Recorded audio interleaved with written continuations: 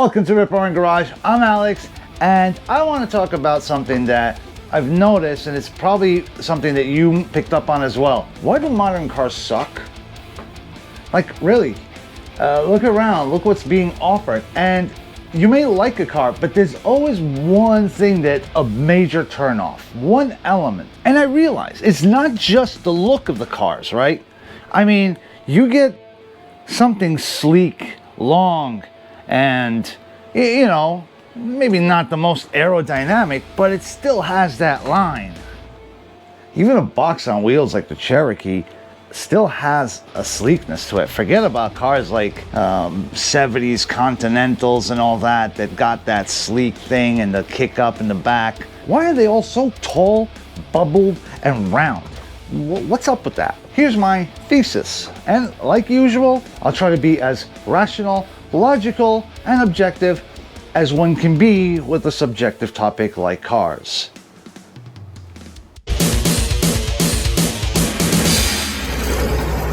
So this will be 9 reasons on why I think modern cars suck. Why 9? Because we all want to be that 9-second car, let's face it. Number 1, where's the influence coming from? Where do cars get their inspiration, the technology, the trickle down? It used to be aviation. Now it's your stupid iPhone. This probably explains why Dodge is doing all the wraps on the last call edition cars. Because what? On your cell phone, how do you mod that? You just put the cover on the back with colors and that's about it. You have no control anywhere else. However, aircraft, you look at the military, Boeing may deliver a jet, Lockheed may deliver something, but then the Air Force will modify it. You have an A variant, a B variant, a C variant. That's just tuning for airplanes. And this is coming from a guy that likes to keep originality as well. So let's not start that whole debate. Following tips will kind of fall into aviation, but they're big enough and influential enough to where they warrant their own point. And the biggest one,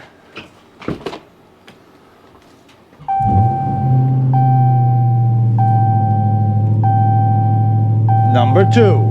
Aircraft gauges, they used to be steam gauges. Steam gauges are the analog based on cables and sending units and whatnot. A glass cockpit is a more modern approach where you have screens that display the same information and you can toggle them based on different functions. However, you're still gonna have buttons, clickies, and overhead buttons. Still has that feel of pushing stuff and toggling, and you're in control. And that's a big thing. But we like gauges, so hear that, Mustang? Get rid of those freaking iPads, the touch screens, as a dashboard. I'm not a Luddite. I got my Zeus, I got the touchscreen mobile Matron thing here. Technology has its place, but there's something just satisfying about seeing the needle go up, a physical object moving based on what my input is. Pilots say this too. They like the glass cockpit, but they also want to keep some of the steam gauges, particularly your artificial horizon. It's easier to focus on, especially when you're tired. And anybody that works in front of a computer screen knows it gets hard to focus. But when you're looking at a physical object, no problem. Number 3, and we're gonna go back inside the car, and that brings us to throttle. Throttle, if it's an airplane. The shift selector. It has this more T-handle. Makes it feel like you're operating a multi-engine aircraft. You also have a pistol grip. It's more reminiscent of a stick. Number 4, let's talk about brakes.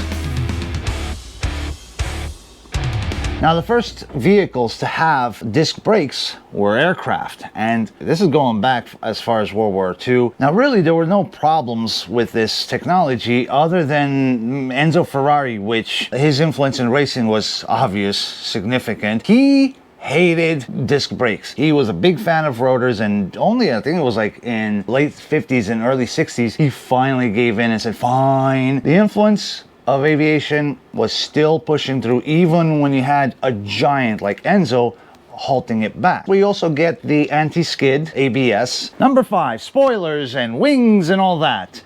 When I was a kid, my favorite aircraft was the F-14 Tomcat, the variable geometry. Wouldn't this be cool if it moved up and had some, like, you know, rivets and and well, I don't know, maybe it's me, you will see high-end sports cars with variable geometry aerodynamic elements, such as spoilers, wings, and other kinds of fairings, and even speed brakes, like a NASCAR. When I look at the 777 with its little wingtips that go up, I want that on a car. I don't care how. In fact, look at the mirrors on Mercedes and BMWs when they park the car, and they automatically do the folding thing. Tell me that doesn't look like an F-18 or an A6 on the deck of a carrier folding its wings up just so he can park. Number 6 is air intakes, and of that we have a plenty. So air intake, and all sorts of air intakes here. Now obviously the influence of aviation is clear, because you want an intake to be as small as possible to offer the least amount of drag. Number 7 is the autopilot. So what does that mean in terms of a car? That means your cruise control, the adaptive stuff, which the Challenger Superstock doesn't have, but the Charger does. If you look at Dodge versus Chevy, and I can say this firsthand, right, because I owned both these cars. On a Chevy, when you leave it, traction control, stability track, all that stuff engaged, you're not going to fishtail. It's going to engage in and out. It's very awkward. The computer will say, no, you're a bad boy. Stop doing that. Whereas in a Dodge, I can keep the traction control on and I'll still get a burnout. I'll still kick the tail out. So ultimately, my input overrides the computer. That's very reminiscent of the debate of Boeing versus Airbus, where the pilot's input is law. The plane might give you a warning, hey, you're doing something bad, but the pilot should know better. And many times, pilots have done things that would seem counterintuitive, but they save the aircraft. Whereas Airbus, the computer knows. So an engineer, 10 years prior, sitting in an office, knows better the conditions of your aircraft in the moment, and you're on board. It's a philosophical debate. It's ongoing. There's pros and cons to both, and I'm not going to get into that, but we can duke it out in the comments if you want. The look. Yes, the look is badging. This kind of stuff. And the Scat Pack B.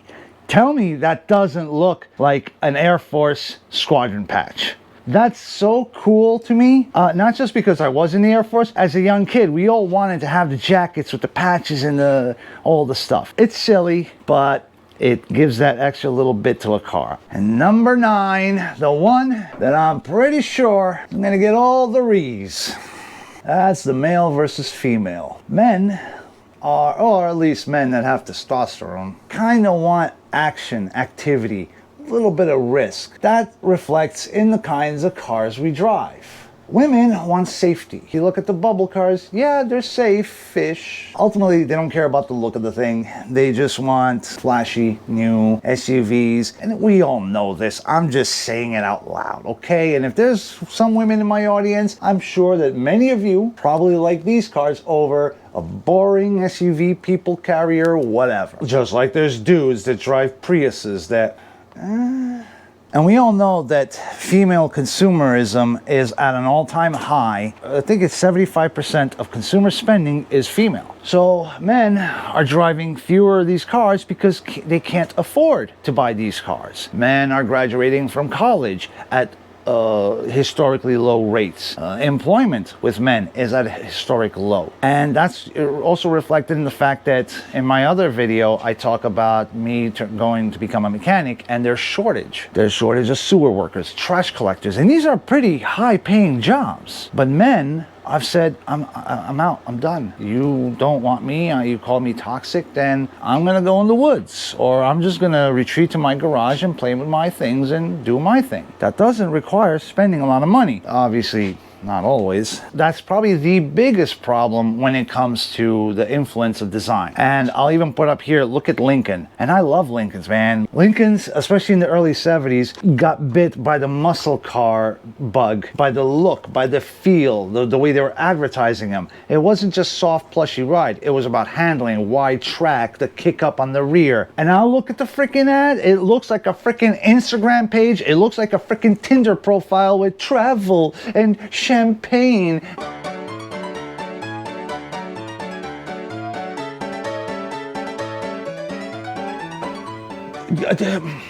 a guy's idea of luxury, I don't care about options. I want fast, I want to sweat because my air conditioning is going to the chiller to cool down the supercharger. I want to suffer, I want to be scared, I want a pucker factor 10 in a car. That's not what they're building now. In fact, they don't even build a car. I can go into the whole thing like how some women, they need to drive up high because leaning back, when you're leaning back,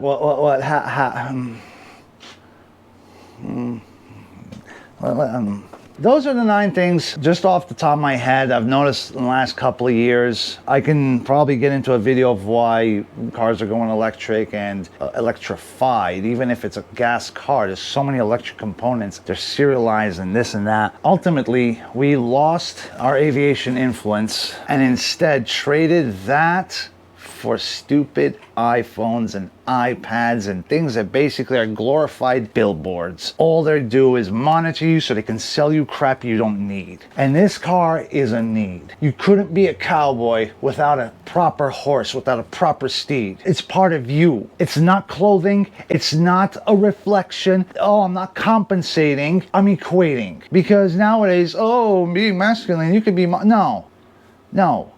There's a line. And they just crossed it at Dodge when they killed these cars. I'm calling out every freaking YouTuber out there. Even guys, like I said, I like Knockout 360 and Wide Body Nation and OC Motivator and Racer X. I'm calling all of you out because you are saying, the new cars, they're okay. Why? Because you're invited to SEMA, because you're invited to talk to the CEO? Then you're part of that clique. You're not part of our clique, the consumer, the enthusiast, the gearhead. And I don't care how big or small this channel gets, but ultimately, I cannot compromise on what these cars mean to me. And I know you guys are the same too. Otherwise, you wouldn't be watching this long. So I really appreciate those of you guys that are sticking around. Share this video because last video I did with the super stock did like 200 views. I mean, I know I kind of suck, but damn, man, that hits you in the feels. I can't be mad. Every time I sit next to this car, it's like I'm giggles and smiles and I feel like I'm ready to take on the world. So I'm Alex, and this is Rip Roaring Garage, where oil is thicker than blood, and Hemi a subscribe.